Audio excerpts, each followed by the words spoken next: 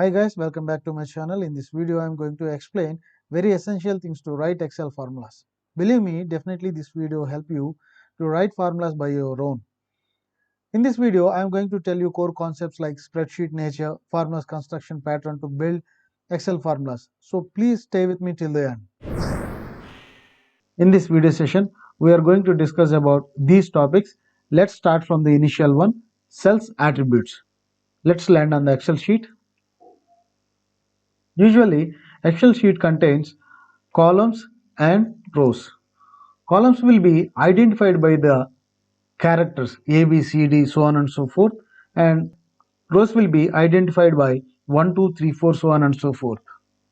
I have arranged the data with signifying the rows and columns addresses.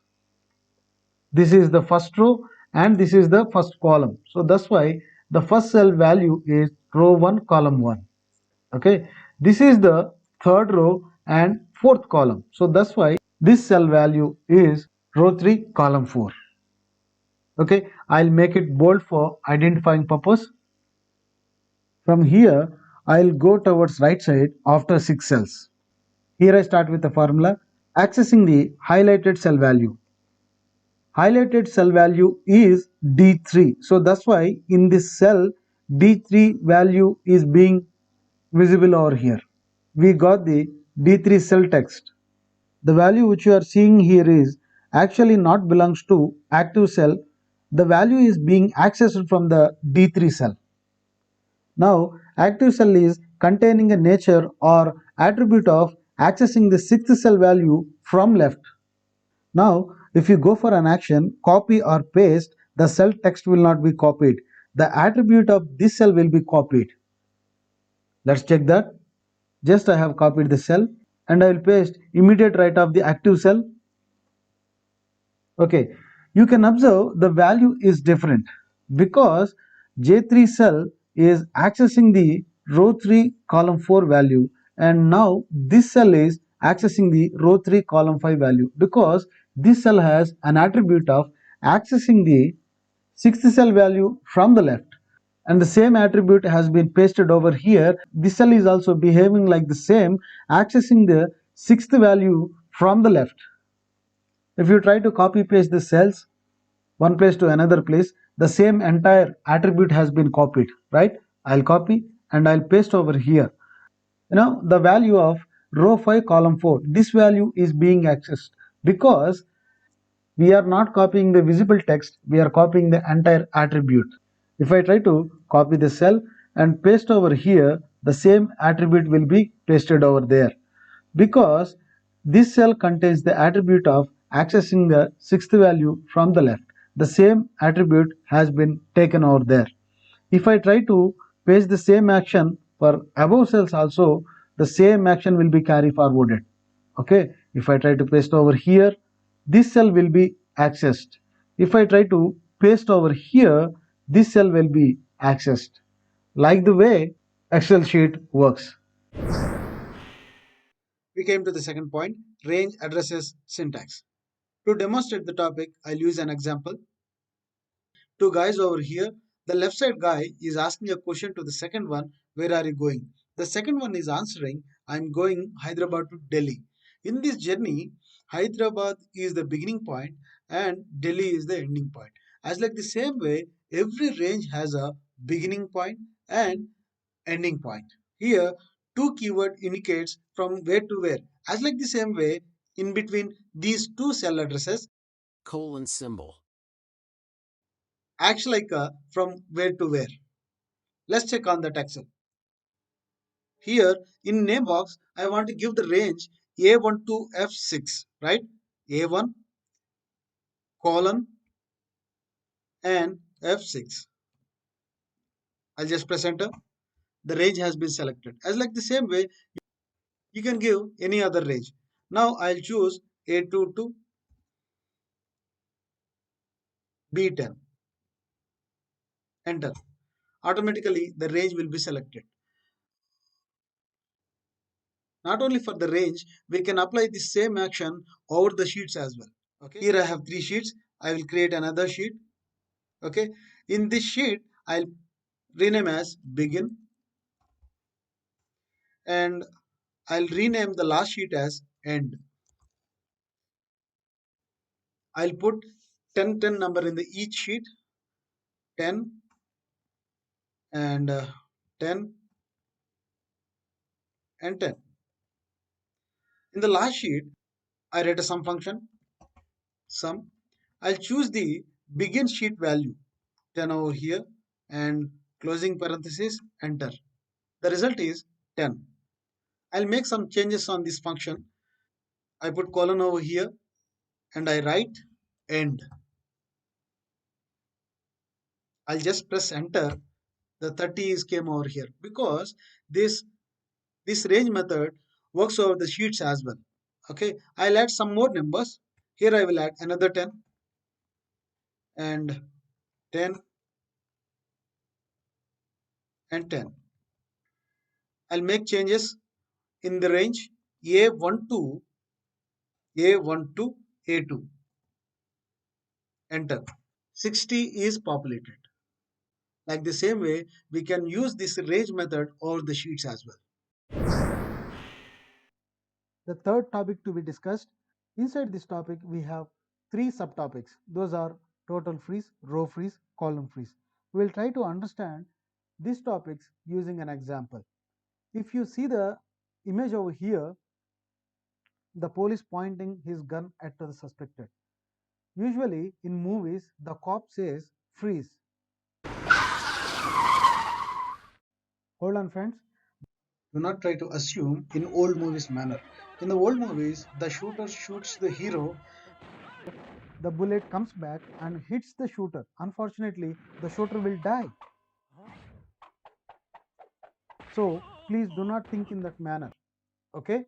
Right. Coming to the subject, if a police or if a cop says freeze to the suspected, the person should hold the ground and he shouldn't make any move. Okay, like the same way, while we are giving a cell reference, we apply total freeze method. Once we give the cell reference, before we pressing the enter, just press F4. I repeat the short code F4. Once you press the F4, automatically dollar symbols will come. Dollar symbols will be appear before the character and before the numerical. That means if any cell contains the two dollar symbols, the cell reference is totally freezed. Okay, let me copy and I'll paste anywhere in this worksheet or anywhere in the other sheets also. The cell reference will be same, it doesn't changed. Okay, that is total freeze. All right, let us go to the second topic, row freeze. If I try to access the D3 cell value, that means row 3 column 4, if I press F4 for the first time, $2 symbol will come. If I press for the second time, the dollar symbol will come only once between the cell address. Referencing cell address is D3. Between the D and 3, the dollar symbol is placed. That is row freeze. If I try to copy paste somewhere in the worksheet, you can see the changes. I'll copy. If I paste over here, row 3 column 4 will be carry forwarded.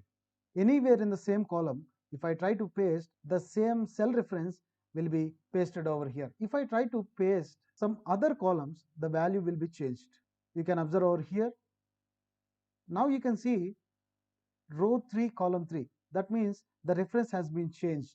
If I try to copy and paste, the reference has been changed. Okay, if I try to copy paste over here, the reference is changed. In row freeze method, the row will be freezed.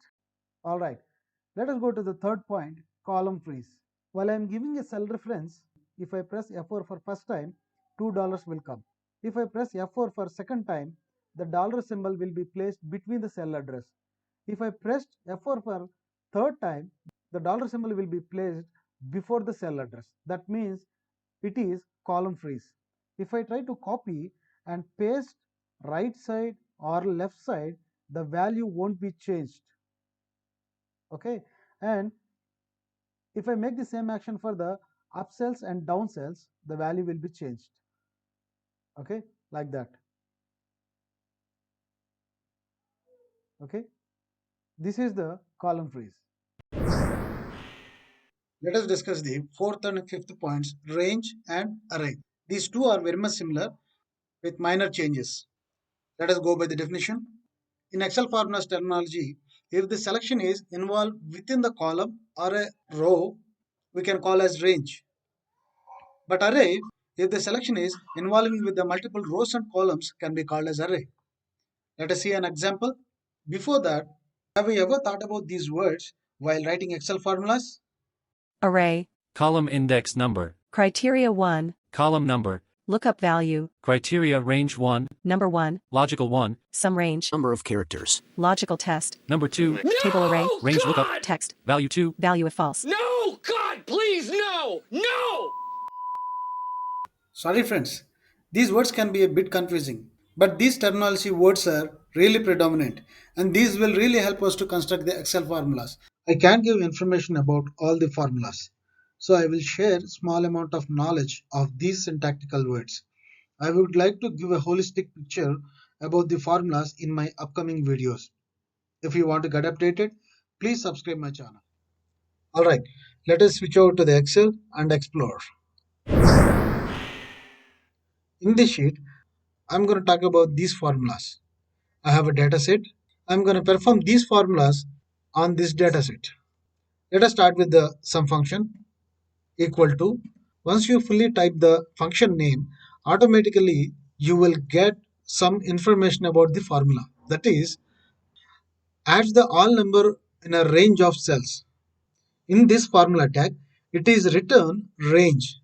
Range means combination of multiple cells. Once we unfold the formula, it is asking us to give number 1, number 2, so on and so forth. Like we can give single number or we can give a range. Let me put closing parenthesis and press enter. All numbers will be summed up. Let us move to count function. Let us start with count function equal to. We can see the information. Counts the number of cells in a range that contain numbers. Okay, let me press tab. I'm going to give 6 cells in a range. You can see 6 rows. Okay, 1 row, 6 columns. In the selected range, 1 row and 6 columns are involved. Okay, let me give close parenthesis and enter. 6 cells of data, but 4 is returned. That means count function only counts the numbers in a given range. Okay, let me go to len function equal to len. In formula tag, it is given as returns the number of characters in a string. Okay, that means we should give the string as input to this function. Okay, and the parameter is text. I'll give this one and close parenthesis and enter. This many characters are involved in the selected cell. Let us go to max function equal to max. In the formula tag, it is returns the largest value in the set of values, ignore logical values and text. Okay, let me press tab to get the full function max. Alright, I choose these 5 cells. You can see how many cells are involved in the selected range. It is giving 1 row. 1 R means R refers row and 5 C. C means columns. 1 row and 5 columns are involved. Okay, closing parenthesis and enter. Okay, 475.08 is the maximum value. Okay, let us work with countifs function. Countifs. In the formula tag, it is showing counts the number of cells specified by a given set of conditions or criteria. Okay, that means we want to find a count. To get a value count in the chosen range, we use countifs function. As a first parameter, we have to give criteria range 1.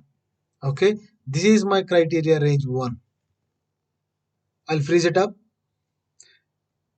comma, and it is asking me to give the criteria 1. Okay, my criteria is brand, so I'll give closing parenthesis and enter. In this set of range, the brand word has repeated for 27 times. Let us begin with the sum if function. equal to sum ifs. In the formula tag, add the cells specified by a given set of conditions or criteria. Okay, I'll explain.